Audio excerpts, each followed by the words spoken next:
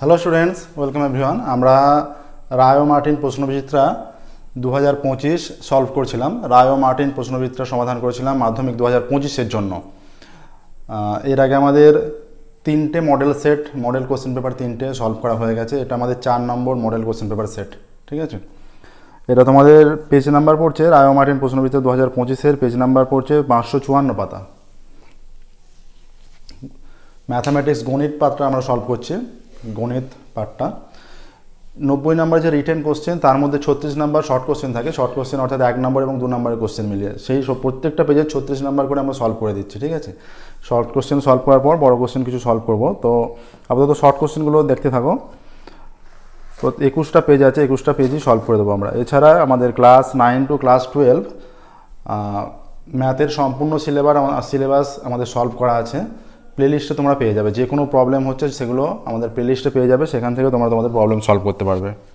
আমরা শুরু করছি, দেখো, model question paper 4, page number 554, মাধ্যমিক 2025-এর জন্য পেজ নাম্বার 554। একের দাগের একের কোশ্চেন, যেগুলো এমসিকিউ। ত্রৈমাসিক পর্বের চক্রবৃদ্ধি সুদের ক্ষেত্রে চক্রবৃদ্ধি ও সরল সুদ সমান থাকে। ত্রৈমাসিক পর্বের মানে 3 মাস অন্তর, 3 মাস অন্তর সুদ, ঠিক আছে, 3 মাস অন্তর সুদ। তাহলে প্রথম ক্ষেত্রে আমরা জানি, যেগুলো নর্মাল এরকম বলে না যে বছরে যেগুলো থাকে বার্ষিক সুদের হারের ক্ষেত্রে, যে প্রথম বছরে চক্রবৃদ্ধি সুদ সরল সুদ সমান হয়। তাহলে এখানে যেহেতু ত্রৈমাসিক পর্ব, সুদের পর্বটা ত্রৈমাসিক বলে দিয়েছে, মানে 3 মাস অন্তর, তাহলে প্রথম 3 মাসের মাথায় চক্রবৃদ্ধি সুদ সরল সুদ সমান হবে অবশ্যই, যুক্তি অনুযায়ী। তাহলে এটা একের দাগের একেরটা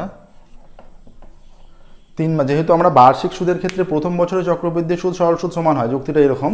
তাহলে এখানে যেহেতু 3 মাস অন্তর পড়েছে, তাহলে 3 মাসের মাথায় চক্রবৃদ্ধি সুদ সরল সুদ সমান হবে। তাহলে উত্তর এখানে হবে একের দাগের একের অপশান সি, 3 মাস। অপশান সি, 3 মাস। এখানে যেগুলো 1 নম্বরের কোশ্চেন, শুধু দাগ নাম্বার দিয়ে, ঠিকঠাক দাগ নাম্বার দিয়ে উত্তর লিখলেই হবে, ঠিক আছে। 2 নম্বরের কোশ্চেনগুলো কিন্তু কোষে দেখাতে হবে। এর পরেরটা আছে 2-এরটা, √13, কিন্তু এইটা আমাদের কোষে দেখতে হবে। √13, দেখো এটা কোষে দেখাচ্ছি।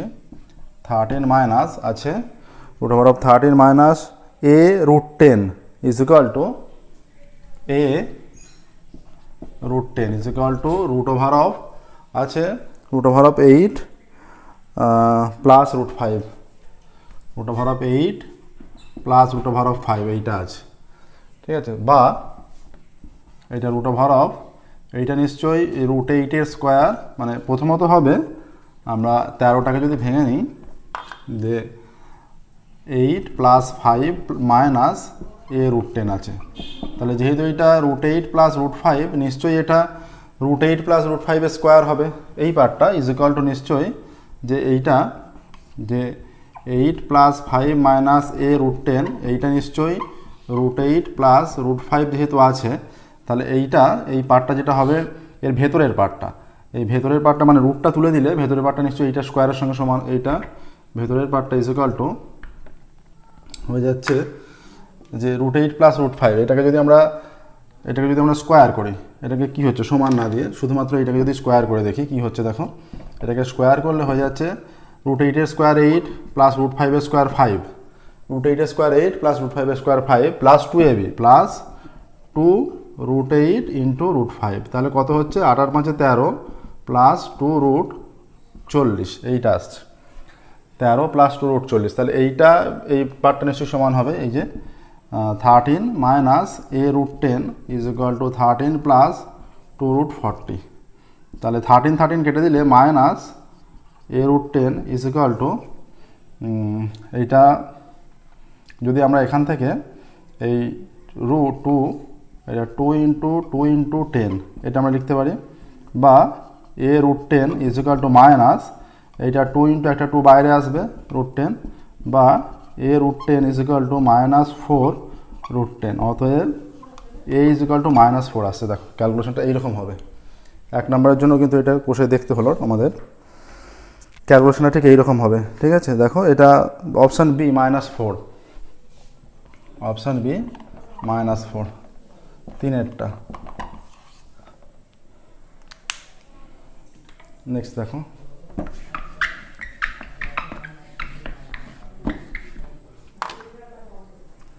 3-এরটা বলে দিয়েছে ত্রিভুজ এবিসি সমবাহু ত্রিভুজ যার এডি পারপেন্ডিকুলার টু বিসি। এই দেখো এবিসি সমবাহু ত্রিভুজ, A B C, AD perpendicular to BC. এটা সমবাহু ত্রিভুজের ক্ষেত্রে এটা যদি লম্ব হয় তাহলে BD is equal to DC হয়ে যাবে, ঠিক আছে, সমবাহু ত্রিভুজের ক্ষেত্রে, সমবাহু ত্রিভুজের ক্ষেত্রে এটা হবে। আচ্ছা এখানে কি বলছে যে তাহলে এডি স্কোয়ার ইজ ইকুয়াল টু, তাহলে আমাদের এডি স্কোয়ার ইজ ইকুয়াল টু কোন দিকের বাহু অপশান আছে, ডিসি দিয়ে আছে, ডিসি।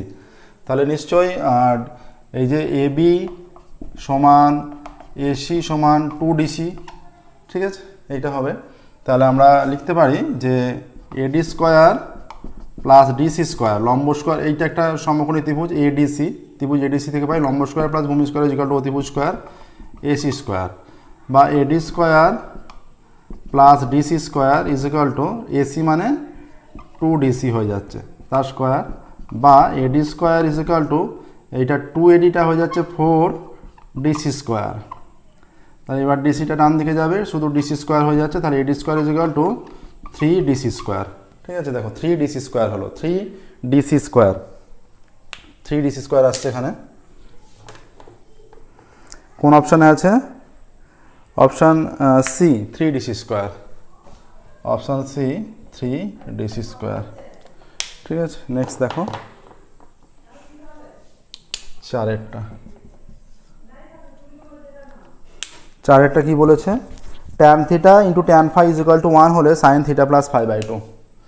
আচ্ছা tan theta into tan phi is equal to 1, বা tan theta is equal to tan ফাইটা আমরা যদি ডান দিকে নিয়ে যাই সেটা ভাগ হয়ে যাবে 1 বাই ট্যান ফাই, বা tan theta is equal to 1 by tan মানে কট ফাই, বা tan theta is equal to কট,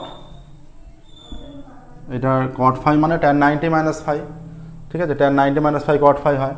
অতএব theta is equal to 90 minus phi, বা যদি ফাইটাকে বাঁদিকে আনি theta plus phi is equal to 90 degree, 2 দিয়ে ভাগ করলে theta plus phi by 2 is equal to 90 by 2 is equal to 45 degree, 45 degree হচ্ছে, ঠিক আছে। তাহলে sine theta plus phi by 3-এর মান যে যাচ্ছে, বাই 2 নয় 3 করো, এটা বাই 3 যদি আমরা করি 3 দিয়ে ভাগ করছি উভয় দিকে, তাহলে বাই 3 করলে এটা হয়ে যাচ্ছে 30 ডিগ্রি, 30 বাই 3 এটা 30 ডিগ্রি। অতএব sine theta plus phi by 3 is equal to sine 30 is equal to half, ঠিক আছে, হাফ অ্যান্সার আসছে। এটা অপশান ডি, অপশান ডিতে হাফ আছে।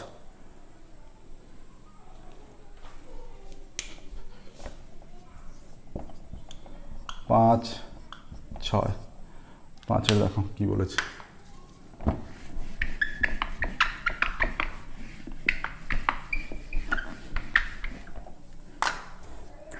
পাঁচের বলা আছে দুটি ঘনকের আয়তন অনুপাত 8:27 হলে ঘনক দুটির কোণের অনুপাত কত। আচ্ছা দুটি ঘনকের আয়তন অনুপাত আমরা মনে করছি একটা প্রথম ঘনকের বাহু এ, দ্বিতীয় ঘনকের বাহু বি, এত একক আর বি একক। তাহলে এ একক বাহু বিশিষ্ট ঘনকের আয়তন এ কিউব ঘন একক, আর বি একক বাহু বিশিষ্ট ঘনকের আয়তন বি কিউব ঘন একক। তাহলে শর্তানুসারে A cube by B cube is equal to 8:27।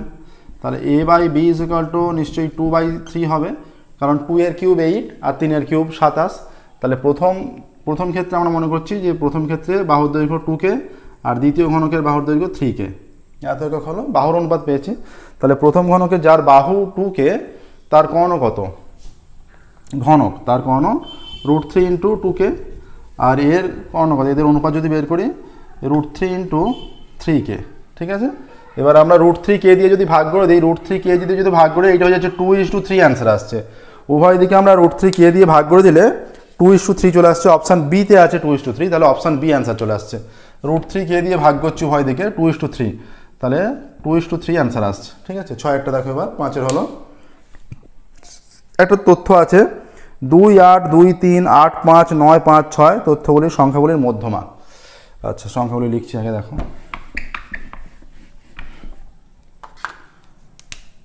2, 8, 2, 5, 2, 8, 2, 5, আচ্ছা না 2, 8, 2, 3, 8, 5, 2, 8, 2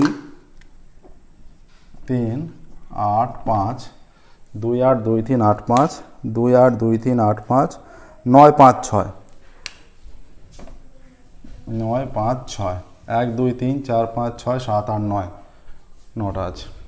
তাহলে আমরা যদি ছোট থেকে বড় আকারে সাজাই এখানে হয়ে যাচ্ছে 2 2 দুটো 2 একটা 3 4 নেই দুটো 5 4 নেই দুটো 5 ঠিক আছে 6 একটা 7 নেই 8 একটা 9 একটা 2 3 4 5 6 7 8 9 1 2 3 4 5 6 7 8 আচ্ছা একটা পদ বাদ গেছে 8 দুটো আছে দুটো 8 আছে দুটো 8 আছে একটা 9 আছে ঠিক আছে। আচ্ছা তাহলে বিজোড় সংখ্যক পদ থাকলে আমরা জানি যদি টোটাল যদি বিজোড় সংখ্যক পদ থাকে তাহলে মাঝের পদটা মধ্যমা ছোট থেকে বড় সাজানোর পর, আর যদি জোড় সংখ্যক পদ থাকে তাহলে মাঝে দুটো পদ হয়ে যায় তাদের সমষ্টি বাই 2 সেটা মধ্যমা। তাহলে এখানে কটা পদ আছে 9টা। দেখো এইদিকে 4টে পদ এদিকে 4টে পদ তাহলে মধ্যমা 5 মাঝের পদ 5 তাহলে মধ্যমা 5 এটাই অ্যান্সার হবে। কোন অপশানে আছে মধ্যমা 5? অপশান ডিতে আছে তাহলে অপশান ডি অ্যান্সার 6টা অপশান ডি 5 মধ্যমা 5। নেক্সট দেখো 1-এর দাগের কমপ্লিট হলো এমসিকিউগুলো, এবার আমরা 2-এর দাগের ধরবো। প্রত্যেকটা পেজের প্রথমত আমরা 36 নম্বর যেগুলো আছে সেগুলো সলভ করছি দেখো। এরপর শূন্যস্থান পূরণ। বার্ষিক 8% সরল সুদের হারে কোনো মূলধনের n বছরের সুদ PNR/25 টাকা হলে মূলধনের পরিমাণ ড্যাশ টাকা হবে। আচ্ছা মূলধন আমরা ধরে নিচ্ছি x টাকা, 2-এর দাগের 1-এরটা মূলধন আমরা x টাকা ধরে নিচ্ছি। মূলধন x টাকা হলে তাহলে x টাকার 8% হারে n বছরের সুদ, তাহলে হয়ে যাবে x ইন্টু n বছরের r%, xNR/100 এইটা সুদ হয়ে যাবে ইজ ইকুয়াল টু এইটা কত, এইটা বলেছে PNR/25, হ্যাঁ সুদটা বলে দিয়েছে তাহলে এর সঙ্গে সমান করতে হবে নিশ্চয়ই, ইজ ইকুয়াল টু PNR/25। এটা NR কেটে গেল, এইটা কেটে গিয়ে 4 আসছে, অতএব x ইজ ইকুয়াল টু কত হচ্ছে, এখানে 4 আছে p আছে 4p, তাহলে আসল হয়ে যাচ্ছে 4p টাকা।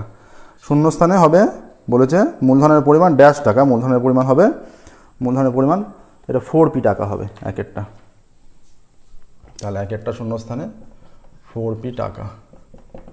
শূন্যস্থানে শুধু 4p টাকাটা পরে আছে লেখাই আছে এখানে, ঠিক আছে তাহলে শূন্যস্থানে 4p টাকা হবে।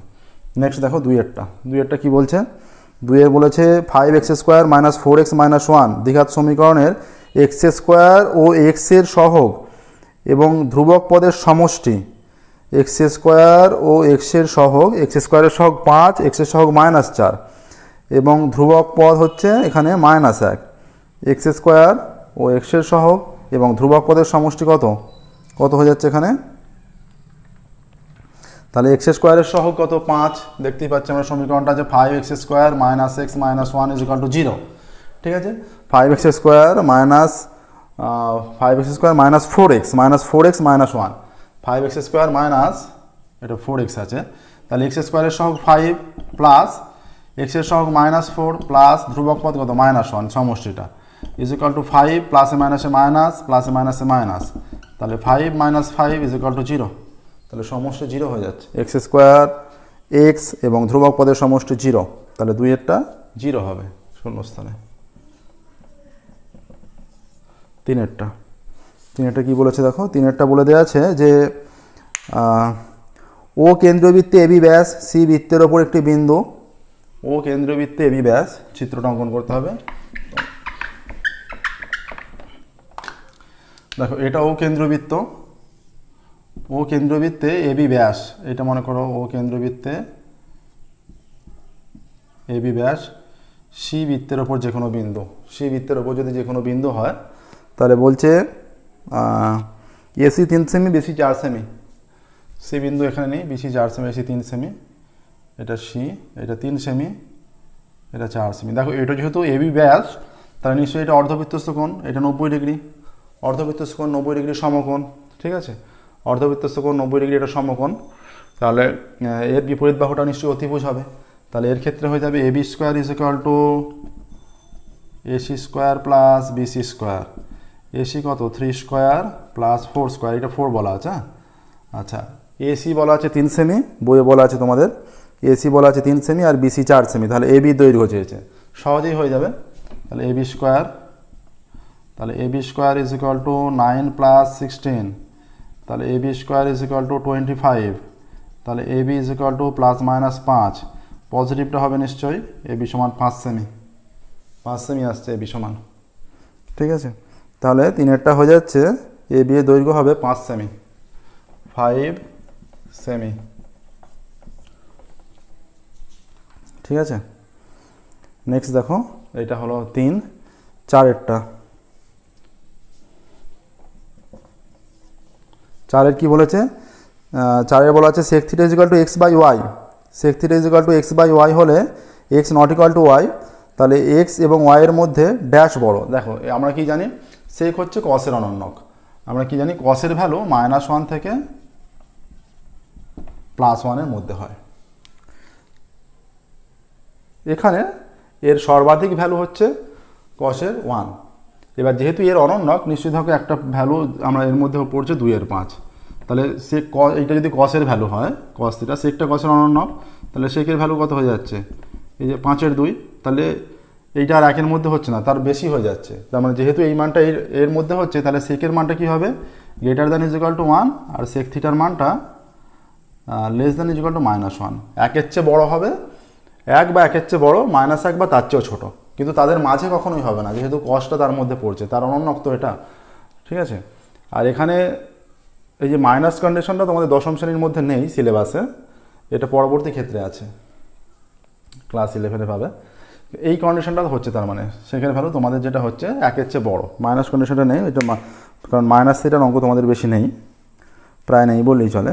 আচ্ছা, তাহলে যদি sec θ x বাই ওয়াই হয়, তাহলে এখানে যেটা হচ্ছে নিশ্চয়ই 1-এর চেয়ে বড় হবে, তাহলে এখানে কোনটা বড় হবে, তাহলে sec θ ইজ ইকুয়াল টু, যদি x বাই, এই কন্ডিশনটা পাচ্ছি যে sec θ 1-এর চেয়ে বড়, যেহেতু এর অনন্যকটা 1-এর চেয়ে ছোটো cos θ-টা, তাহলে এবার দেওয়া আছে sec θ is equal to x by Y, তাহলে কোনটা বড় হলে x এর মান, যে লব বাই হর, এইটা নিশ্চয়ই 1-এর চেয়ে বড়, নিশ্চয়ই লবটা বড়, ওপরে যেটা আছে সেটা বড় হলে সেই মানটা 1-এর চেয়ে বড় হবে, তাহলে x y এর মধ্যে x-কে বড় হতে হচ্ছে, অবশ্যই x বড় হবে যদি এই মানটা হয় যে 2/3, 2/3 মানে তো 1-এর চেয়ে ছোটো।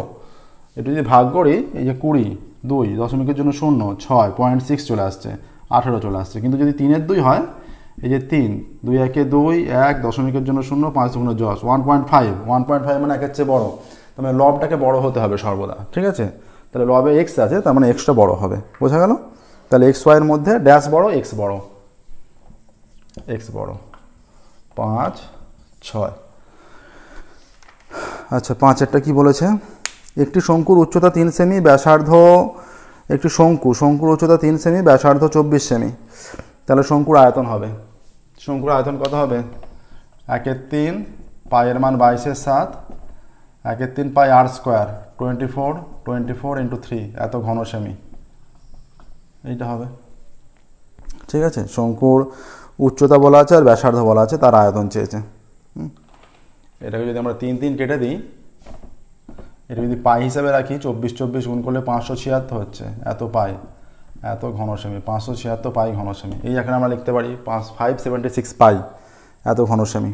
তাহলে শূন্যস্থানে এককটা আছে না, শূন্যস্থানে একক নেই, তাহলে শূন্যস্থানে আমাদের একক সমেত বসাতে হবে, যেহেতু এককটা নেই, উচ্চতা এবং ব্যাসার্ধের একক দেওয়া আছে, তাহলে আয়তন হবে 576, 576 ঘন সেমি, একক সমেত লিখতে হবে, কারণ এখানে এককটা দেওয়া নেই, আয়তনের এককটা শূন্যস্থানের পরে দেওয়া নেই, তাই আয়তন এককটাও তোমাকে লিখতে হবে, এইভাবে প্রত্যেকটা অঙ্ক বুঝে করতে হবে। এইটাই কিন্তু, এই জায়গাগুলো একটা নাম্বার কাটার জায়গা, ঠিক আছে, যদি এককটা না লেখো তাহলে কিন্তু নাম্বার কাটবে। আচ্ছা, এবার কি আছে 6-এরটা, summation of i is equal to 1 to 3 10i স্কোয়ারের মান কত, দেখো আমরা করছি, এটা কষে দেখাচ্ছি।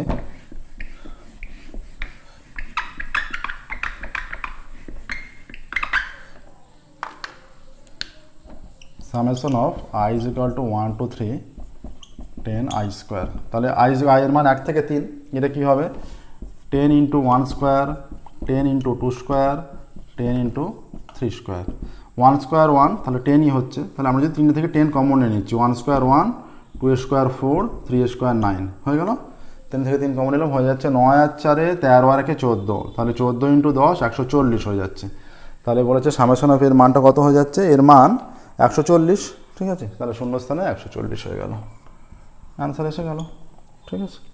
দেখো নেক্সট দেখো পরেরটা, মানে 3 দাগে শুরু করব।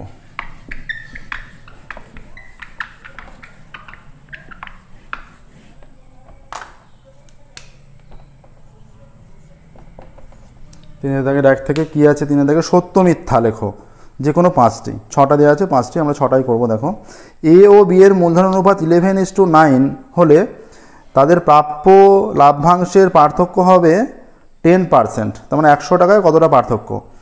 আচ্ছা হ্যাঁ, তাহলে আমরা মূলধন অনুপাত 10:9, তাহলে এখানে পার্থক্য কত হচ্ছে, তাহলে 100 টাকায় 10:9 হয়, 11:9, তাহলে 100 টাকার মধ্যে এ কত পাচ্ছে, 11/9 + 11 × 9 = 20, 5 এত টাকা। যদি 100 টাকা যদি মোট হয় তাহলে 55 টাকা। আর বি কত পাচ্ছে, 9/20 এত টাকা, 5 × 9 = 45 টাকা। 100 টাকায় 55 টাকা পাচ্ছে এ, 45 টাকা পাচ্ছে বি, ঠিক আছে। তাহলে 100 টাকায় 10 টাকাই পার্থক্য হচ্ছে, ঠিক আছে, তার মানে 10%ই হচ্ছে। 100 টাকা আমরা মোট ধরে নিয়েছি, এই যে পার্সেন্ট দেওয়া আছে, পার্সেন্ট মানে কি 100-র ওপর, তাহলে 100-র ওপর 10% পার্থক্য দেওয়া আছে, তাহলে পার্থক্য 55 - 55 - 45 10ই হচ্ছে, তাহলে পার্থক্য হবে 10%, সঠিক দেওয়া আছে এটা। তাহলে 3-এর 1-একটা সত্য, পার্থক্য 10% সত্য। 2-এরটা দেখো, 2-এরটা বলেছে এক্স ওয়াইয়ের সঙ্গে ব্যস্ত ভেদে এবং ওয়াই জেডের সঙ্গে ব্যস্ত ভেদে। তাহলে এক্স ওয়াইয়ের সঙ্গে ব্যস্ত ভেদে, তাহলে এক্স প্রপোর্শনাল 1/y, আমরা লিখতে পারি x = k1/y, আবার y প্রপোর্শনাল 1/z, তাহলে y = k2/z, তাহলে x আমাদের আছে k1/y বা x k1/y এর মানটা কত, k2/z, তাহলে x k1 × z/k2, তাহলে x k1/k2 × z, এইটা হয়ে যাচ্ছে k1/k2 × z। তাহলে এটা ধ্রুবক পদ, তাহলে x প্রপোর্শনাল টু z হয়ে যাচ্ছে। তাহলে সরল ভেদে আছে, x ও z সরল ভেদে, তাহলে কি চেয়েছে, x ও z সরল ভেদে থাকবে, তার মানে যে তথ্য দেওয়া আছে এটা সঠিক আছে, সত্য আছে, ঠিক আছে।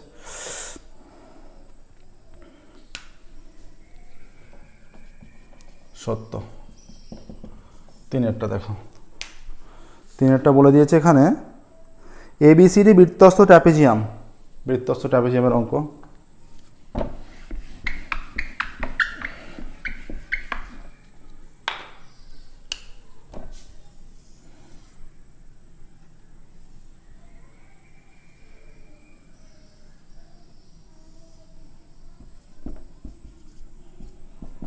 ABCD বৃত্তস্থ ট্র্যাপিজিয়াম, ঠিক আছে। কি বলেছে, ABCD বৃত্তস্থ ট্র্যাপিজিয়ামের, আচ্ছা চিত্রটা হয়নি, এবি ব্যাস বলেছে, এবি ব্যাস সেই হিসেবে অঙ্কন করতে হবে। ABCD বৃত্তস্থ ট্র্যাপিজিয়াম এমনভাবে নিতে হবে যেন এবি ব্যাস হয়। আরও কন্ডিশন আছে, এবি ব্যাস, এবি সমান্তরাল সিডি এবং BCD 110 ডিগ্রি, এটা মনে করো ব্যাস, এটা এবি,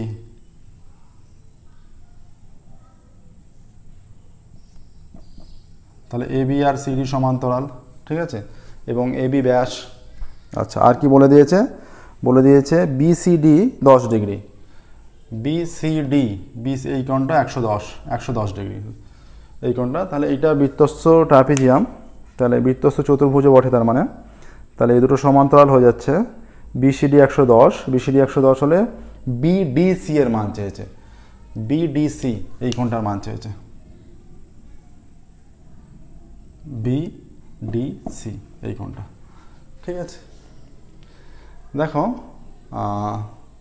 এইখানে হয়ে যাচ্ছে, এইটা 110 হলে বৃত্তস্থ চতুর্ভুজ, বৃত্তস্থ ট্র্যাপিজিয়াম একটা চতুর্ভুজ, তাহলে বিপরীত বাহুগুলো, বিপরীত কোণগুলো পরস্পর সম্পূরক হয়। এইটা 110 হলে নিশ্চয়ই এটা 70 হবে, তবে যোগফল 180 হচ্ছে।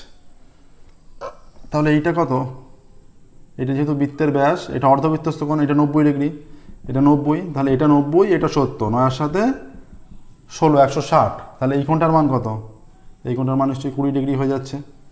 এবার দেখো আর একটা কন্ডিশন, এই এবি আর সিডি সমান্তরাল আর ডিবি ভেদক, এবি ডিসি সমান্তরাল, আবার বলছি এবি ডিসি সমান্তরাল, এই যে এবি ডিসি সমান্তরাল, বিডি ভেদক, তাহলে এই কোণটার সঙ্গে এই কোণটা একান্তর কোণ, এইটা এবং এইটা একান্তর কোণ, তাহলে এইটা যদি 20 ডিগ্রি হয়, এই যে বিডিসিও 20 ডিগ্রি হবে, 20 ডিগ্রি অ্যান্সার আসছে। বিডিসি কোন বিডিসি 20 ডিগ্রি, তাহলে 20 ডিগ্রি অ্যান্সার আসছে দেখো। ঠিক আছে, তাহলে কী বলেছে এখানে, তাহলে আচ্ছা বিডিসি এর মান বলেছে 30 ডিগ্রি, তাহলে আমাদের অ্যান্সার আসছে 20 ডিগ্রি। বোঝাতে পারলাম কীভাবে হলো। এইটা 110, তাহলে এটা 70, এটা অর্ধবৃত্ত কোণ 90 ডিগ্রি, তাহলে এই ত্রিভুজের এবিডি এর 90 এর সাথে 160, তাহলে এইটা 20 ডিগ্রি, তাহলে এইটা আর এইটা সমান্তরাল, এইটা ভেদক, তাহলে এইটার সঙ্গে এইটা একান্তর কোণ, এটা 20 হলে এটাও 20 হবে, কিন্তু দেওয়া আছে বইয়ে 30 ডিগ্রি, তাহলে মিথ্যা। চারেরটা, ত্রিকোণমিতি কোণ পরিমাপের 0 থেকে 30 ডিগ্রি ছাড়াও 0-র কমে যে কোনো কোণ হতে পারে। এই ধরনের অঙ্ক তোমরা করেছো। 0-র কমে যে বলেছে যে কোনো কোণ হতে পারে, যে যখন এই যে এখান থেকে ধরো এটা এইদিকে যখন ঘুরছে, ঘড়ির কাঁটার বিপরীত দিকে ধনাত্মক কোণ উৎপন্ন হচ্ছে, কিন্তু যদি এদিকে আসা হয় তাহলে ঋণাত্মক কোণ উৎপন্ন হবে। তোমাদের এরকম অঙ্ক আছে যে ঘড়ির কাঁটার দিকে ঘুরছে, ঘড়ির কাঁটার দিকেই ঘুরলেই ঋণাত্মক কোণ উৎপন্ন হবে, তাহলে 0-র কমেও 0-র চেয়ে ছোটো কোণ উৎপন্ন হতে পারে। তাহলে সত্য এর তথ্যটা দেওয়া আছে যে 0-র কমেও যে কোনো কোণ পরিমাপ হতে পারে। এইখান থেকে ঘড়ির কাঁটার দিকে ঘুরলেই ঋণাত্মক কোণ উৎপন্ন হবে, মাইনাস দিয়ে কোণ উৎপন্ন, এদিকে যদি 30 ডিগ্রি আসে তাহলে এটা -30 হয়ে যাচ্ছে। ঠিক আছে, তাহলে সত্য এটা ঋণাত্মক কোণ 0-র চেয়েও ছোটো হতে পারে, সত্য। 5, 6, 5এরটা দেখো। 5এরটা বলেছে R একক ব্যাসার্ধ বিশিষ্ট একটি নিরেট গোলককে গলিয়ে R/3 একক ব্যাসার্ধের 3টি গোলক তৈরি করা যাবে। দেখো R একক ব্যাসার্ধ বিশিষ্ট নিরেট গোলকের আয়তন কত, 4/3 পাই r³। কটি গোলক তৈরি করা যাবে, তাকে যদি আমরা এই যে R/3 একক ব্যাসার্ধ বিশিষ্ট গোলক দিয়ে ভাগ করে দিই, সে তাহলেই যে কটা হবে সেটাই 4/3 পাই, এটা R/3 তার কিউব, এতটি। 4/3 পাই 4/3 পাই কেটে গেলে এটা হয়ে যাচ্ছে r³ বাই, এটা r³ বাই 3 3 9 3 9 27, এতটি। তাহলে এটা r³ ইন্টু 27 বাই r³ এতটি, r³ কেটে গেল 27টি, 27টি হবে। কিন্তু কি দেওয়া আছে এখানে, এখানে দেওয়া আছে 3টি গোলক তৈরি করা যাবে, এখানে মিথ্যা হয়ে যাচ্ছে। তাহলে এটা যে তথ্য দেওয়া আছে সেটি মিথ্যা। ঠিক আছে, মিথ্যা হয়ে যাচ্ছে। আচ্ছা, পরবর্তী তথ্য কি দেওয়া আছে, একটা তথ্য দেওয়া আছে 5 2 4 3 5, 5 2 4 3 5, 5 2 4 3 5, 5 2 4 3 5, 2 5 2 5 2, 2 5 2 5 2, এই যে তথ্যটা আছে এটাকে আমরা ছোট থেকে বড় সাজাবো। বলেছে সংখ্যাগুরু মান হবে 2। সংখ্যাগুরু মান কি, যে মানটা সবচেয়ে বেশি বার আছে সেটাই সংখ্যাগুরু মান। তাহলে আমরা যদি ছোট থেকে বড় আকারে সাজাই, কি হচ্ছে 2 কবার, 1 বার 2 বার 3 বার 4 বার, 1 2 3 4, 1 2 3 4 5 6 7 8 9 10, 10টা আছে। তাহলে 3 কটা আছে, 3 আছে একটা, কমা 3, 4 একটা, 5 1 2 3, আচ্ছা 1 2 3 4, 4টে 5, 1 2 3 4, 4টে 5। ঠিক আছে, 4টে 5 আছে, একটা 1 2 3 4, 4টে 5, 1 2 3 4, 4টে 2 3 4, তাহলে 5ও 4টে আছে, 4ও 4টে আছে। তাহলে সংখ্যাগুরু মান এখানে সংখ্যাগুরু মান 5ও বলা যাবে, আবার 2ও বলা যাবে। কিন্তু এখানে কি দিয়েছে, সংখ্যাগুরু মান হবে 2টা দিয়েছে, কিন্তু এটা 2টাও সংখ্যাগুরু মান বলা যাবে, তার সাথে সাথে 5ও বলা যাবে। তাহলে এটাকে আমরা সত্য হিসাবেই নিতে হবে, কারণ দুটোই সংখ্যাগুরু মান হচ্ছে, 5ও সংখ্যাগুরু মান 2ও সংখ্যাগুরু মান, তার মধ্যে একটা নিয়েছে, তাহলে এটা সত্যই বলতে হবে। এটা 5 বললেও কিন্তু সত্যই হতো। আচ্ছা, নেক্সট দেখো, এবার 4-এর দেখা শুরু করব আমরা। এটা সত্য মিথ্যাগুলো হলো 6টা।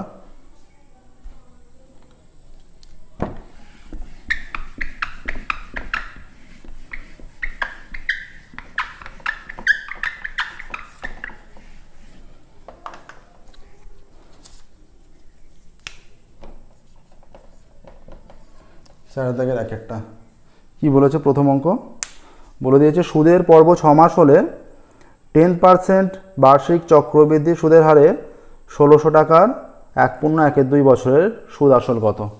আচ্ছা, পর্ব তার মানে দুটি হয়ে যাচ্ছে। ঠিক আছে, সুদের পর্ব 6 মাস মানে দুটো 6 মাসে 1 বছর হচ্ছে,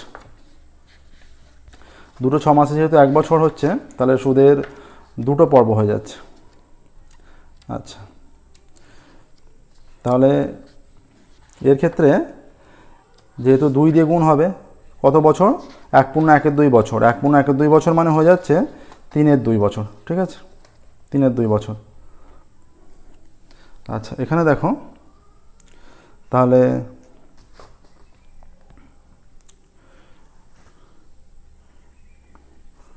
কি বলে দিয়েছে, সুদের পর্ব 6 মাস হলে, সুদের পর্ব 6 মাস।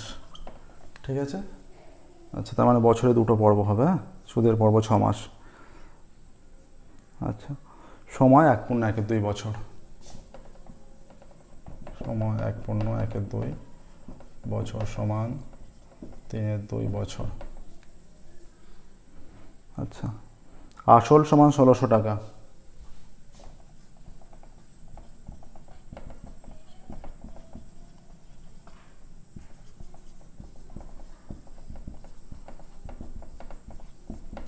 সুদের হার 10%। তাহলে কি চেয়েছে এখানে? এখানে চেয়েছে সুদ আসল। তাহলে সুদ আসল কত হবে? যে আমাদের কন্ডিশন, সুদ আসল সমান 1600 ইন্টু 1 প্লাস এই যে r/2, যেহেতু 2টো পর্ব 6 মাস প্লাস 6 মাস 1 বছর হচ্ছে, তাহলে r/2 মানে 10/2/100 টু দি পাওয়ার 2 ইন্টু 2টো পর্ব যেহেতু, আর এটা 3/2 হয়ে যাচ্ছে, 3/2। সুদ আসল এত টাকা হচ্ছে। তাহলে হয়ে যাচ্ছে 1600 1 প্লাস এইটা হয়ে যাবে 10 এটা 100 ইন্টু 2, এটা কেটে গিয়ে পাওয়ারে 3 এত টাকা। এইটা কেটে যাচ্ছে, is equal two 1600 into 1 plus 1/20 পাওয়ারে 3 এত টাকা, ইজ ইকুয়াল টু 1600 ইন্টু লসাগু করলে 21/20 হবে, তার কিউব এত টাকা হচ্ছে। 21/20 কিউব হয়ে যাচ্ছে। তাহলে হয়ে যাচ্ছে 1600 ইন্টু 21/20 21/20 এত টাকা। আচ্ছা, এটা 0 কেটে দিই, 2টো 0 কেটে গেল। তাহলে এবার 2 দিয়ে কাটলে এটা হয়ে যাচ্ছে 8, এই 2 দিয়ে কাটলে 4, এইটা কেটে 10 করে দিচ্ছি, এটা হয়ে যাচ্ছে 2। 21 21 441, 441কে আর একটা 21 দিয়ে গুণ করলে এটা হয়ে যাচ্ছে 1, 4 একে 4, 4 একে 4, 4 দুগুণে 2 দুগুণে 2, এটা 8 8, এটা হচ্ছে 1 6, 8 আর 4 12, 2 হাতে 1 আর 1 9 ইন্টু 2, ইন্টু 2 যদি হয়ে যায় তাহলে হয়ে যাচ্ছে 10 সমান 2 একে 2, 6 দুগুণে 12, 2 হাতে 1, 2 দুগুণে 4 একে 5, আর 9 দুগুণে 18 আর 5-এ 2 দুগুণে 4 একে 5, আচ্ছা 9 দুগুণে 18, এইটা আসছে। দেখো 1852 এই এত টাকা হচ্ছে, ইজ ইকুয়াল টু 1852.2 এত টাকা আসছে। ঠিক আছে, 1852.2 টাকা বা 20। তাহলে কি চেয়েছে এখানে, যে সুদ আসল কত হবে? অতএব সুদ আসল হবে, আমরা লিখতে পারি, অতএব অ্যান্সার লিখবে এইভাবে, সুদ আসল হবে সমান 1852.2 টাকা। এইটা সুদ আসল, এইটা হবে। ঠিক আছে, দেখো নেক্সট, দেখো 2-এর অঙ্কে যাবো আমরা। আচ্ছা, যে কোনো অঙ্ক বুঝতে অসুবিধা থাকলে অবশ্যই কমেন্টে জানাবে, আমরা সেগুলো পুনরায় আলোচনা করব। প্রত্যেক দিন আমাদের নতুন ক্লাস পাবলিশ করা হয়, আমাদের চ্যানেলটি অবশ্যই সাবস্ক্রাইব করবে এবং নোটিফিকেশন অন করবে।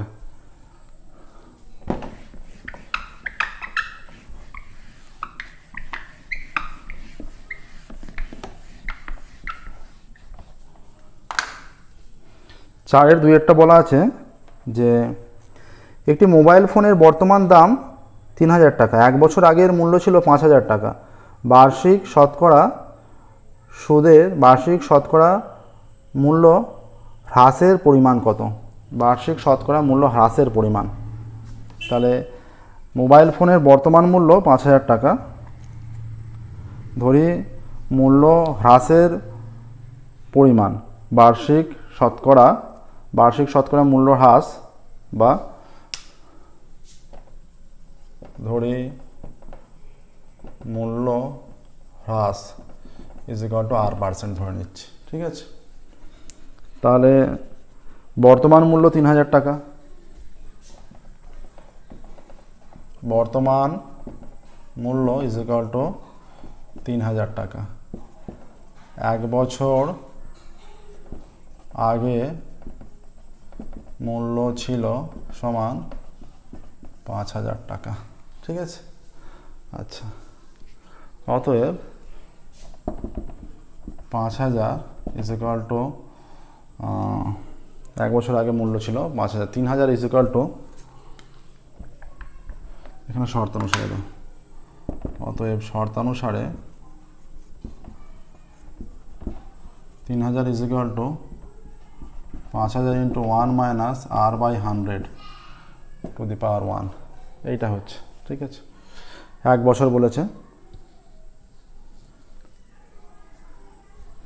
বা 1 minus r by 100 is equal to 3000 by 5000, এটা কেটে গিয়ে 3/5, বা minus r by 100 is equal to 3/5 minus 1, বা minus r by 100 is equal to 5, 3 minus 5, বা minus r by 100 is equal to minus 2/5, minus minus কেটে গেল, বা r is equal to 2/5 into 100, 5 20 100, বা r ইজ ইকুয়াল টু 20 দুগুণে 40।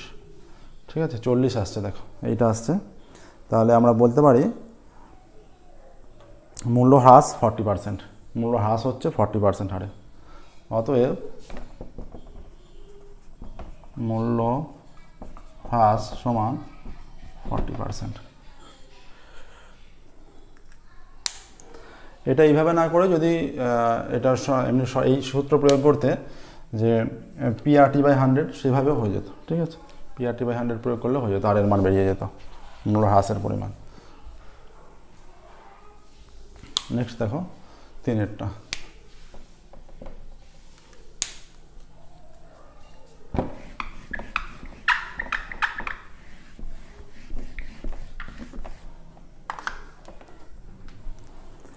তিনটি সংখ্যার অনুপাত 2:3:4, প্রথম ও তৃতীয় সংখ্যার যোগফল দ্বিতীয় সংখ্যা অপেক্ষা 3 বেশি, সংখ্যা তিনটির যোগফল কত?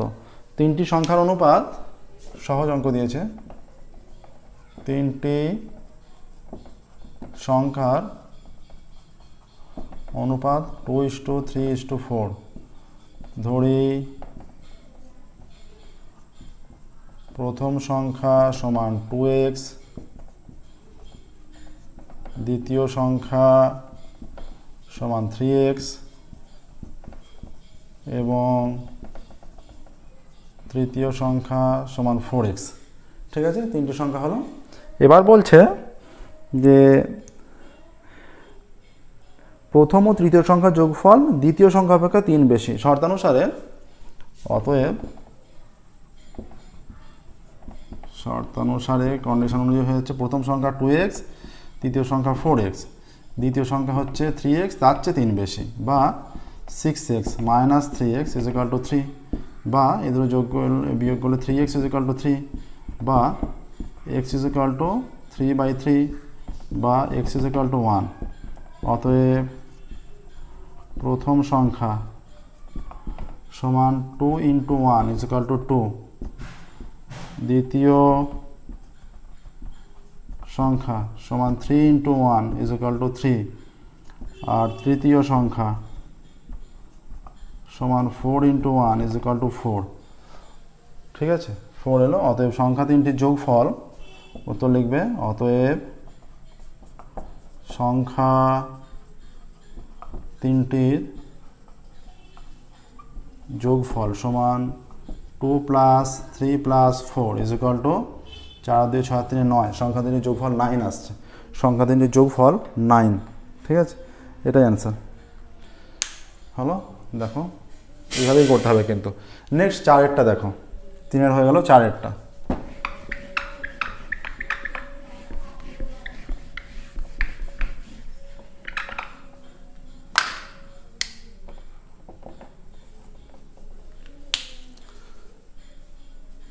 চারেরটা কি বলেছে?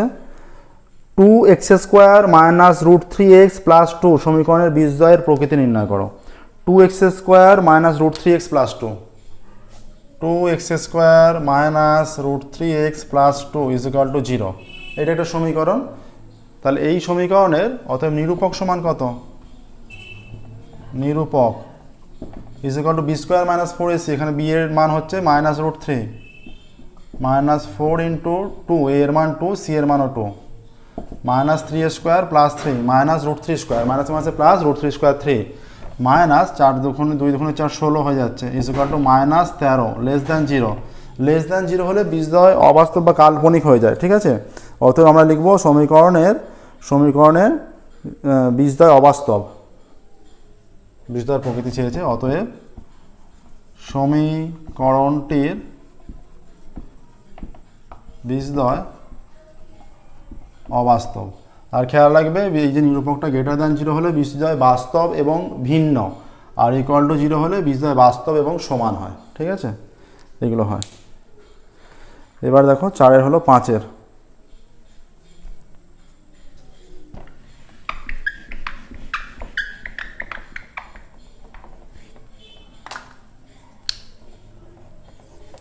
5 কি বলা আছে?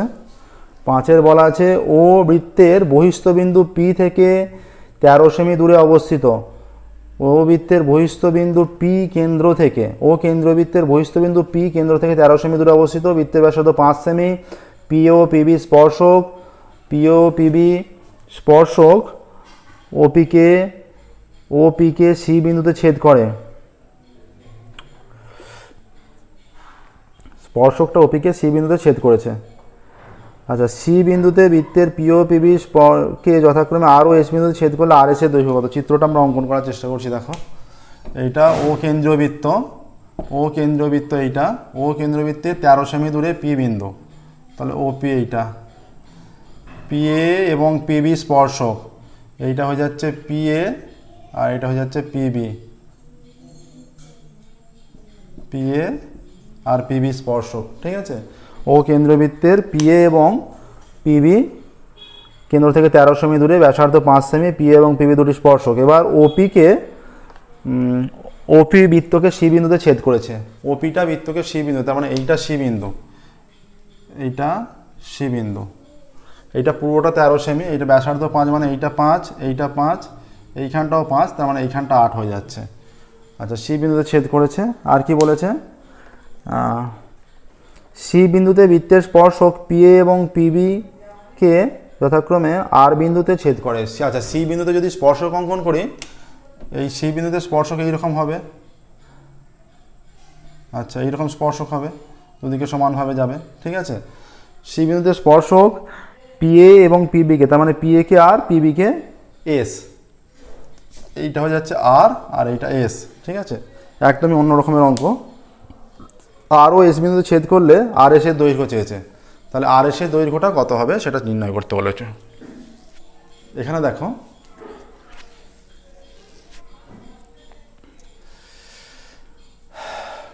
এখান থেকে আমরা এইটা পেয়ে যাচ্ছি, এটা পুরোটা আমাদের, এটা 5, এটা 5, তাহলে ও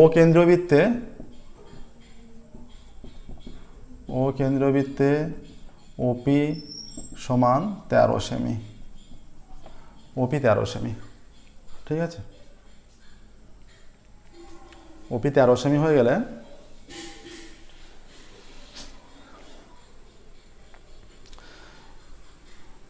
আর এখানে বলেছে ও এ সমান, ও বি সমান, ও সি সমান 5 সেমি, তিনটে সমান, কারণ তিনটেই বৃত্তের ব্যাসার্ধ, তাই তিনটেই সমান, তিনটেই 5 সেমি করে। ওপি, ও এ, ও বি এবং ও সি, ঠিক আছে। ও এ, ও বি এবং ও সি তিনটেই 5 সেমি করে হয়ে যাচ্ছে। এবার এইখান থেকে 5 সেমি হলো, এই যে মানটা পাচ্ছি আমরা, এখান থেকে যদি যোগ করে দিই, এখান থেকে বৃত্তের ব্যাসার্ধ এবং স্পর্শক পরস্পর লম্ব হয়। আমরা এখানে দেখো ত্রিভুজ এ ও পি সর্বসম ত্রিভুজ বিওপি, এওপি এবং বিওপি সর্বসম হবে এবং বৃত্তের ব্যাসার্ধ এবং স্পর্শক সর্বদা লম্ব হয়, বৃত্তের ব্যাসার্ধ এবং স্পর্শক সর্বদা লম্ব হয়। এবার এই ক্ষেত্রে যেটা হবে,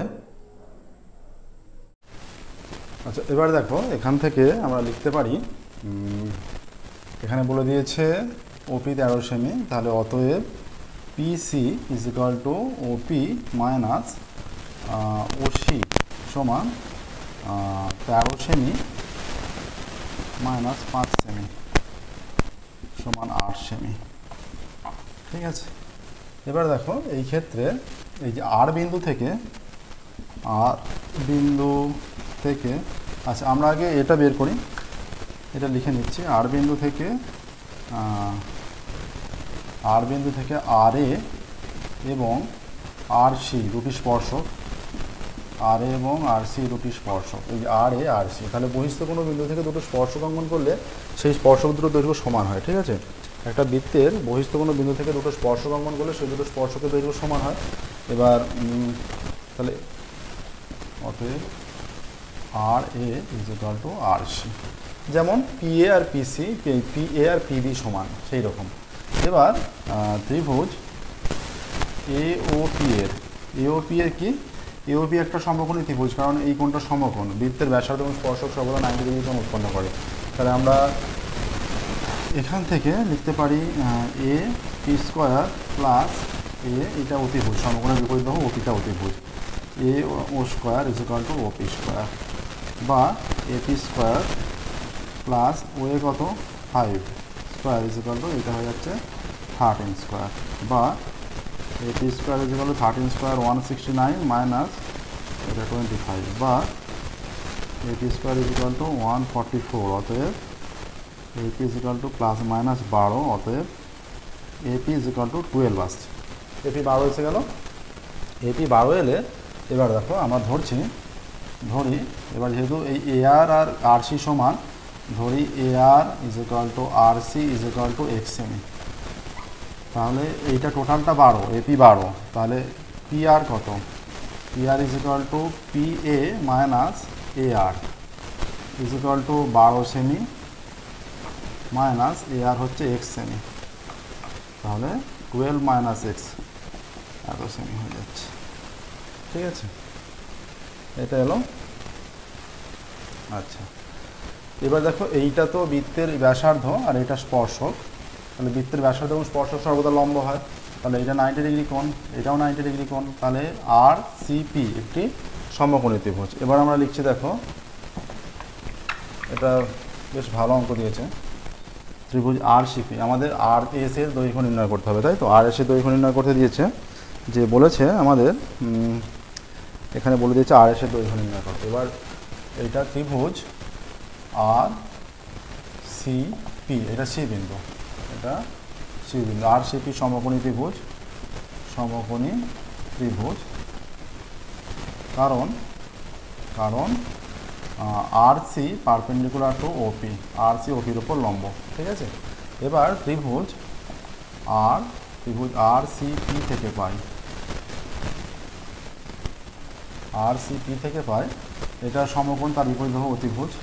এইটা হয়ে যাচ্ছে এক্স, এইটা 12 মাইনাস এক্স, তাহলে আমরা যেটা পেয়ে যাচ্ছি এই যে লম্ব প্লাস ভূমি, তার মানে x square plus 8 square is equal to 12 minus x square, অতিভুজ স্কোয়ার ইজ ইকুয়াল টু লম্ব স্কোয়ার প্লাস ভূমি স্কোয়ার কন্ডিশন প্রয়োগ করলাম, বা x square plus 8 square 64 is equal to 12 square minus 2 into 12 into x plus x square cancel, বা 64 is equal to 144 minus 24x যদি বাঁ দিকে আসে পজিটিভ হয়ে যাচ্ছে মাইনাস থেকে, ইজ ইকুয়াল টু 144 মাইনাস 64, বা 24x ইজ ইকুয়াল টু এটা 0, এটা 8 14।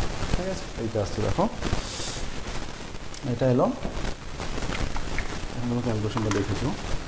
অতএব এক্স ইজ ইকুয়াল টু 80/24, 4 দিয়ে কাটলে 4 20 80, এটা 6 হয়ে যাচ্ছে, বা আরও কাটছে 10 3, বা এক্স ইজ ইকুয়াল টু 10/3। অতএব আর সি সমান 10/3 সেমি লিখবে। একইভাবে পাবো সিএস সমান 10/3 সেমি। অতএব R S is equal to R C plus CS সমান 10/3 সেমি প্লাস 10/3 সেমি, যোগ করলে 20/3 সেমি হয়ে যাচ্ছে। 3 লসাগু হবে, 3 লসাগু হলে 10 প্লাস 10 যোগ হচ্ছে 20/3 সেমি। তাহলে লিখবে অতএব আর এস স্পর্শকের দৈর্ঘ্য, আর এস স্পর্শকের আর এর স্পর্শকের দৈর্ঘ্য 20/3 সেমি, এটা উত্তর হবে। আর এর স্পর্শকের দৈর্ঘ্য 20/3 সেমি, ঠিক আছে, এটাই উত্তর আসছে। দেখো ভালো করে প্রসেসটা বোঝো কীভাবে হচ্ছে, বেশ ভালো অঙ্ক দিয়েছে। এটা 20/3 না লিখে এটা = 6.2 লিখতে পারো, 6.2/3 এত সেমি, তার মানে 20/3 সেমি হয়ে যাচ্ছে, 6.2 সেমি, ঠিক আছে। নেক্সট দেখো, এটা হলো 5-এরটা। এবার 6-এর অঙ্ক।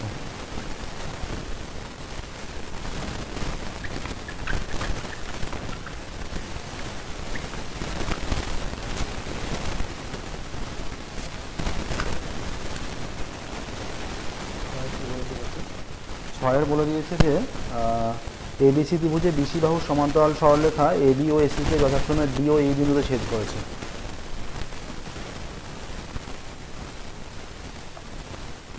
এ বি সি ত্রিভুজের বিসি বাহুর সমান্তরাল সরলরেখা ডি ও ই বিন্দুতে ছেদ করেছে, ঠিক আছে। এবিসি ত্রিভুজের বিসি বাহুর সমান্তরাল সরলরেখা এ বি ও এসিকে ডি ও ই বিন্দুতে ছেদ করেছে। এই সমান 2AD হলে ডিবি = ইসির মান কত? তাহলে সেটা উল্লেখ করো। ত্রিভুজ এ বি সি এর বিসি বাহুর সমান্তরাল সরলরেখা এবি ও এসিকে যথাক্রমে ডি ও ই বিন্দুতে ছেদ করেছে, ঠিক আছে। তাহলে বিসি সমান্তরাল ডি বলে দিয়েছে, বিসি বাহুর সমান্তরাল সরলরেখা, ঠিক আছে, এটা বলে দিয়েছে। আর কি বলা আছে? এই সমান 2AD, আর বলা আছে এই সমান 2AD, এই সমান 2AD বলে দেওয়া আছে। তাহলে চিত্রটাও সেরকম আঁকলেই সুবিধা হবে। এই সমান 2AD, তাহলে এইটা হচ্ছে এডির দ্বিগুণ হয়ে যাচ্ছে। তাহলে আমরা এখানে পাচ্ছি অতএব AD/DB = AE/EC। আবার এখান থেকে আমরা লিখতে পারি আবার AE সমান 2AD, অতএব AE/AD = 2/1, ঠিক আছে। তাহলে কি চেয়েছে? এখান থেকে আমরা লিখতে পারি AE/AD = EC/DB, ঠিক আছে, এটা লিখতে পারি। এখানে কি বলেছে? কিসের মান চেয়েছে? DB = EC। তাহলে অতএব এই মানটা যদি আমরা এখানে পুট করে দিই, EC/DB = 2/1 বা DB/EC = 1/2, উভয় দিকে অনুন্নত করে দিলে, ঠিক আছে। তাহলে DB = EC-র মান 1/1:2 হয়ে যাচ্ছে, ঠিক আছে। অতএব DB = EC-র মান, সহজ অঙ্ক দিয়েছে দেখো, DB = EC এর মান 1:2, সহজ হয়ে গেল। দেখো 6-এর হয়ে গেল। দেখো যে কোনো অঙ্ক যেগুলো অসুবিধা থাকবে সেগুলো অবশ্যই আমাদের জানাবে কমেন্টে, আমরা সেগুলো পুনরায় আলোচনা করব। 6-এর পর 7-এর অঙ্ক দেখো। 7-এর অঙ্ক বলেছে এখানে যে ত্রিভুজ ABC এর পরিকেন্দ্র ও AOC 110 ডিগ্রি হলে ABC এর মান কত?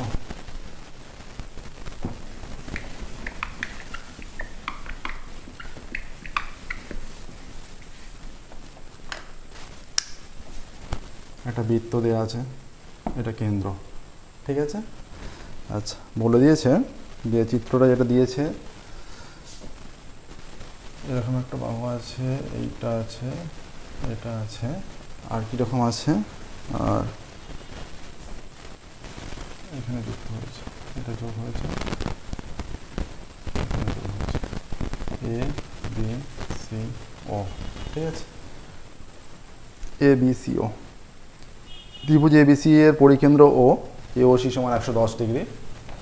ত্রিভুজ ABC এর পরিকেন্দ্র ও কোণ AOC সমান 110 ডিগ্রি, তার মানে এইটা, হ্যাঁ, এইটা 110। এই কোণটা হলে প্রবৃদ্ধ কোণ বলতে হবে, কারণ 180 চেয়ে বড় সেটা। অতএব প্রবৃদ্ধ AOC কত? 360 ডিগ্রি মাইনাস 110 ডিগ্রি সমান 250 ডিগ্রি। ঠিক আছে, প্রবৃদ্ধ রশ্মি সমান 250 ডিগ্রি। এবিসি এর মান চেয়েছে। দেখো এবার এখানটা যদি আমরা একটা পি নাম দিই, এপিসি বৃত্তচাপের সাপেক্ষে, এপিসি বৃত্তচাপের সাপেক্ষে কেন্দ্রস্থ কোণ প্রবৃদ্ধ এওসি এবং বৃত্তস্থ কোণ এবিসি। ঠিক আছে, বৃত্তস্থ কোণ এবিসি, অতএব প্রবৃদ্ধ, অতএব 2ABC সমান 2ABC, 2 ইন্টু বৃত্তস্থ কোণ, আমরা জানি কেন্দ্রস্থ কোণ বৃত্তস্থ কোণের দ্বিগুণ হয়, তাহলে বৃত্তস্থ কোণকে 2 দিয়ে গুণ করলে সেটা কেন্দ্রস্থ কোণের সঙ্গে সমান হবে। তাহলে 2 into ABC is equal to প্রবৃদ্ধ এওসি, অতএব 2ABC প্রবৃদ্ধ এওসির মান 250 ডিগ্রি, বা ABC ইজ ইকুয়াল টু 250/2, অতএব কোণ ABC সমান 125 ডিগ্রি। ঠিক আছে, অতএব উত্তর লিখবে যে ABC কোণের মান 125 ডিগ্রি। ঠিক আছে, অতএব কোণ ABC এর মান 125 ডিগ্রি হয়ে গেল। দেখো নেক্সট 8এরটা, 6, 7, 8, 8এর অঙ্ক দেখো এবার, 4এর দাগের 8এর অঙ্ক। প্রত্যেকটা মডেল সেটের 36 নম্বর শর্ট কোশ্চেন আমরা সলভ করছি। এটা মডেল সেট নাম্বার 4 চলছে। 21টা তোমাদের question paper, Ray Martin question paper 2025-এ 21টা মডেল সেট আছে, আমরা 21টা মডেল সেটই সলভ করে দেবো। ঠিক আছে, আচ্ছা দেখো 8এরটা বলেছে cosec theta minus cot theta is equal two, cosec theta minus cot theta is equal two 1/√2 দেওয়া আছে, তাই তো? না, √2 - 1 দেওয়া আছে। Cosec theta minus cot theta is equal to √2 - 1। তাহলে আমরা কি জানি? আমরা জানি cosec square theta minus cot square theta is equal to 1। তাহলে এটাকে এ ভাবো, এটাকে বি ভাবো, A square minus B square. তাহলে এ স্কোয়ার মাইনাস বি স্কোয়ারটাকে আমরা A plus B into A minus B সূত্র প্রয়োগ করতে পারি। Cosec theta minus cot theta A minus B into A plus B, cosec theta plus cot theta is equal to √2 - 1 is equal to 1। এটা সূত্রে ফেললাম, ডান দিকটা যে মান সেটাই থাকবে, ইজ ইকুয়াল টু 1। বা এটার মান কত? √2 - 1, √2 - 1 into cosec theta plus cot theta is equal to 1, বা cosec theta plus cot theta is equal two 1/√2 - 1, বা cosec theta plus cot theta is equal two এই যে √2 - 1, এখানে 1 ইন্টু √2 + 1, এখানে √2 + 1 দিয়ে গুণ করলে ইজ ইকুয়াল টু √2 + 1 ইন্টু এটা √2² - 1² ইজ ইকুয়াল টু √2 + 1, 1 এর সঙ্গে গুণ হয়ে √2 + 1ই হচ্ছে, এটা 2 - 1, তাহলে √2 + 1/1 ইজ ইকুয়াল টু √2 + 1। এইটা হচ্ছে, এটা হচ্ছে কোসেক থিটা প্লাস কট থিটার ভ্যালু, বা কোসেক থিটা প্লাস কট থিটার ভ্যালু, বা কোসেক থিটা প্লাস কট থিটার ভ্যালু আসছে। তাহলে উত্তর লিখবে অতএব cosec theta plus cot theta এর মান √2 + 1। ঠিক আছে, এটাই আনসার হবে। কোসেক থিটা প্লাস কট থিটার মান √2 + 1। নেক্সট দেখো 9এরটা, এবার 9এর অঙ্কে যাব আমরা।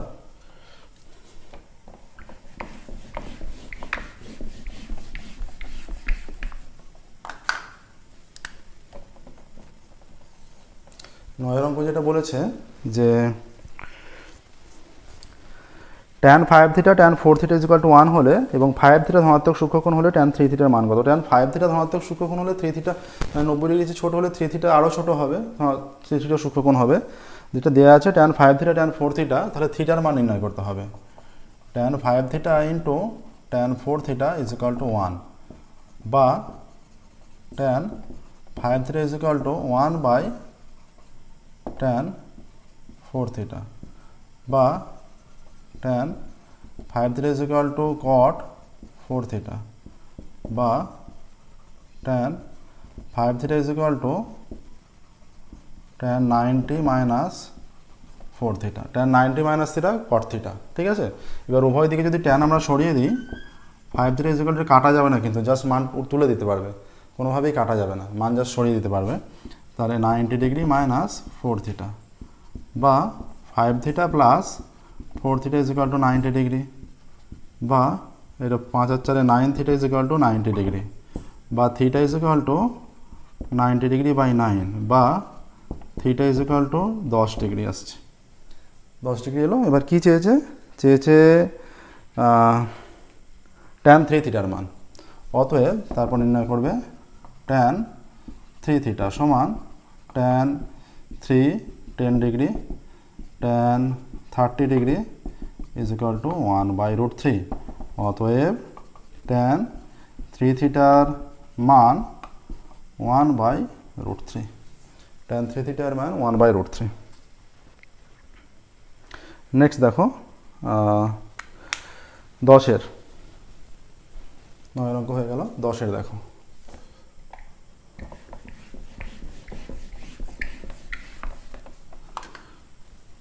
দশের অঙ্ক কি বলেছে, একটি নিরেট অর্ধগোলকের আয়তন বলে দিয়েছে 144 পাই ঘন সেমি, নিরেট অর্ধগোলকের আয়তন। ঠিক আছে, নিরেট অর্ধগোলক, আমাদের গোলকের আয়তনের সূত্র কি, গোলকের আয়তনের সূত্র হচ্ছে 4 পাই আর স্কোয়ার, তাই তো, গোলকের আয়তনের সূত্র না, গোলকের ক্ষেত্রফলের সূত্র 4 পাই আর স্কোয়ার, গোলকের আয়তনের সূত্র 4/3 পাই আর কিউব। এবার এখানে কি বলেছে, অর্ধগোলক। হ্যাঁ, এবার নিরেট অর্ধগোলকের আয়তন কি হবে, নিরেট অর্ধগোলকের আয়তন, তাহলে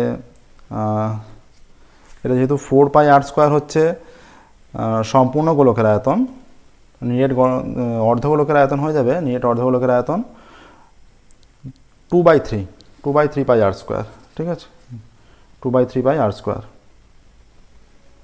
অর্ধগোলক যেহেতু, এর ক্ষেত্রফল হলে বিভিন্নভাবে চেঞ্জ হতো। ঠিক আছে, নিরেট অর্ধগোলকের আয়তন দেওয়া আছে, নিরেট অর্ধগোলকের আয়তন 10-এরটা, নিরেট অর্ধগোলকের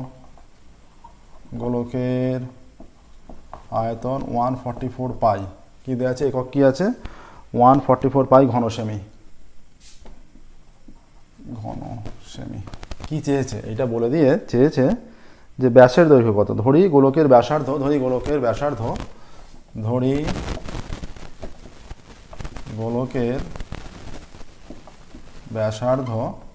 8 সেমি। অতএব ধরি অর্ধগোলকের ব্যাসার্ধ, অতএব অর্ধগোলকের আয়তন, অতএব লিখছি আমরা, উল্লেখ করে দিচ্ছি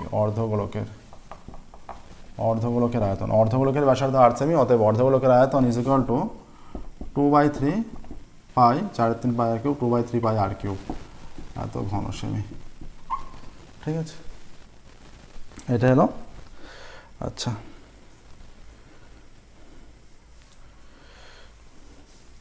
এবার শর্তানুসারে এখানে ব্যাস চেয়েছে, অতএব শর্তানুসারে অর্ধগোলকের আয়তন বলা আছে, শর্তানুসারে 2/3 pi R cube is equal to 144 pi, অতএব R cube is equal to 144 pi into 3/2 into 1/পাই, পাই ক্যান্সেল। ঠিক আছে, এইটা 2 দিয়ে কাটলে এটা 72 হয়ে যাচ্ছে। ঠিক আছে, কত হচ্ছে, এটা 72 হয়ে গেলে এটা R cube is equal to 3 দুগুণে 6, 3 7 21 বা R cube is equal to 6 cube, অতএব আর ইজ ইকুয়াল টু 6। অতএব অর্ধগোলকের ব্যাসার্ধ, অতএব অর্ধগোলকের ব্যাসার্ধ 6 সেমি। অতএব অর্ধগোলকের ব্যাস is equal to 6 into 2 semi সমান 12 সেমি।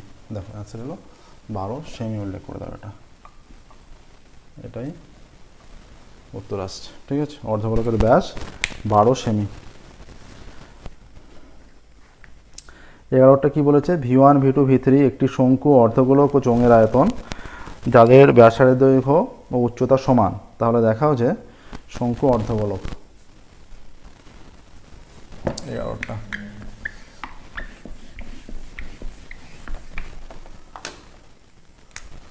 V1 V2 V3 যথাক্রমে শঙ্কু V1 V2 V3 যথাক্রমে শঙ্কু, অর্ধগোলক এবং চোঙের আয়তন। শঙ্কু, অর্ধগোলক এবং চোঙের আয়তন। ঠিক আছে। আচ্ছা, এদের প্রত্যেকের ব্যাসার্ধ এবং উচ্চতা সমান। প্রত্যেকের ব্যাসার্ধ এবং উচ্চতা সমান। ধরি প্রত্যেকের ব্যাসার্ধ r একক এবং উচ্চতা h একক। ব্যাসার্ধ r একক এবং উচ্চতা h একক। তাহলে অতএব V1 ইজ ইকুয়াল টু কী হবে, V1 is equal two V1 হচ্ছে শঙ্কুর 1/3 পাই r স্কোয়ার h, এত ঘন একক। V2 ইজ ইকুয়াল টু কত হবে, অর্ধগোলক। এবার এইটা অর্ধগোলক, অর্ধগোলকের ক্ষেত্রে এইটাও ব্যাসার্ধ, এইটাও ব্যাসার্ধ, তাহলে অর্ধগোলকের ক্ষেত্রে h আর r সমান হবে। ঠিক আছে। V2 ইজ ইকুয়াল টু অর্ধগোলকের আমরা কী নির্ণয় করছি, প্রত্যেকের আয়তন সমান বলেছে, অর্ধগোলকের হয়ে যাবে 2/3 পাই r কিউব। ঠিক আছে। আচ্ছা, আর এত ঘন একক। আর V3 ইজ ইকুয়াল টু চোঙ পাই r স্কোয়ার h ঘন একক। অতএব V1 is to V2 is to V3 সমান, অতএব V1 is to V2 is to V3 তিনটার যদি অনুপাত আমরা নির্ণয় করি, কি হয়ে যাচ্ছে, 1/3 is to 2/3, 1/3 pi r square h is to 2/3 pi r cube is to pi r square h। প্রত্যেকটা থেকে আমরা যদি পাই r স্কোয়ার তুলে দিই, হয়ে যাচ্ছে বা V1 is to V2 is to V3, pi r square তুলে দিলে 1/3 h ইজ টু 2/3 r থাকছে, আর is to pi r square তুলে দিলে h থাকছে। এবার এইটা অর্ধগোলকের বিষয়ে ক্ষেত্রে অর্ধগোলকের r আর h সমান হয়, বা V1 is to V2 is to V3 সমান, আর আমরা এটা হয়ে যাচ্ছে 1/3 h is to 2/3 h is to h। অর্ধগোলকের এটা মাঝেরটা অর্ধগোলকের উচ্চতা এবং ব্যাসার্ধ সমান, তাই ব্যাসার্ধের জায়গায় আমি উচ্চতা বসিয়ে দিলাম। এবার প্রত্যেকটাকে আমরা h দিয়ে ভাগ করে দিই। অতএব V1 is to V2 is to V3 is equal to 1/3 is to 2/3 is to 1। এবার আমরা যদি প্রত্যেকটাকে 3 দিয়ে গুণ করে দিই, অতএব V1 is to V2 is to V3, 3 দিয়ে গুণ করে দিলে 3 3 কেটে গিয়ে 1, এটা 2 ইজ টু 3। ঠিক আছে। তাহলে আমরা লিখতে পারি এটাকে, অতএব পরের লাইনে V1/1 সমান V2/2 সমান V3/3 প্রমাণিত। ঠিক আছে, দেখো এসে গেল। এইভাবে করতে হবে, এক্স্যাক্ট এইভাবে। নেক্সট দেখো 12টা, লাস্ট অঙ্ক। এইটা 11টা হলো, এটা 11টা হয়ে গেল, দাগ নাম্বারটা দেওয়া হয়নি আমাদের, এটা 11টা হয়ে গেল। এবার 12 অঙ্ক।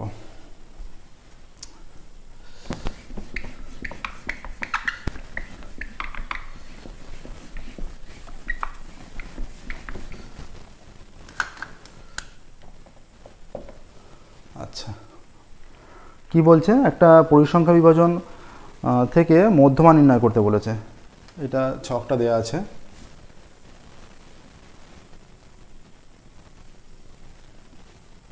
এটা x, এটা f। কটা মান আছে, 1 2 3 4 5টা, 1 2 3 4 5।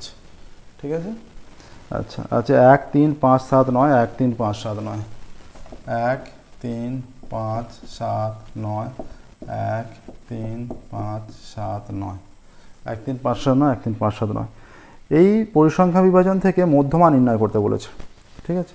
এই পরিসংখ্যা বিভাজন যে একটা ছক দিয়ে দিয়েছে, সেখান থেকে আমাদের রাশিবিজ্ঞানের অঙ্ক দিয়েছে মধ্যমা নির্ণয় করার।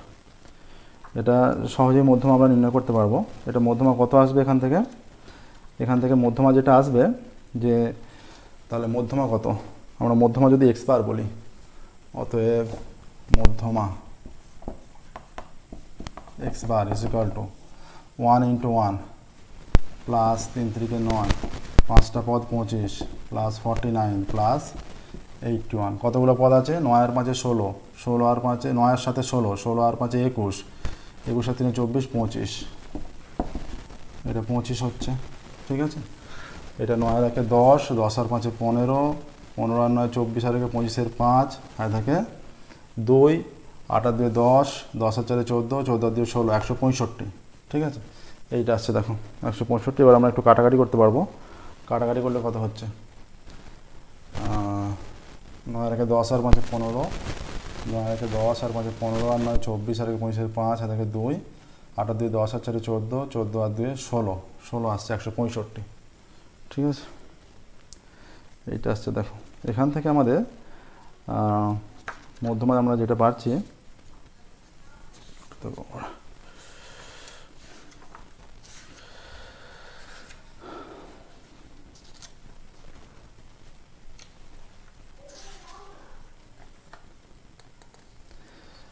এখানে পর্যবেক্ষণ 1 3 7 5 এটা ফ্রিকোয়েন্সি দিয়ে দিয়েছে। তাহলে এখানে আমরা যদি, আচ্ছা এইটাকে এইভাবে না নির্ণয় করে আমরা একটু অন্যভাবে নির্ণয় করছি। দেখো এইভাবে না নির্ণয় করে আমরা একটু অন্যভাবে যদি নির্ণয় করি, এখানে হয়ে যাচ্ছে যে টোটাল পদ কত আসছে। দেখো এটা যদি আমরা এইভাবে লিখি, যে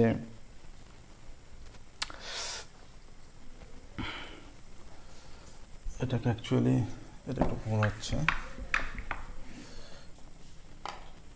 এটা আছে, ঠিক আছে। আচ্ছা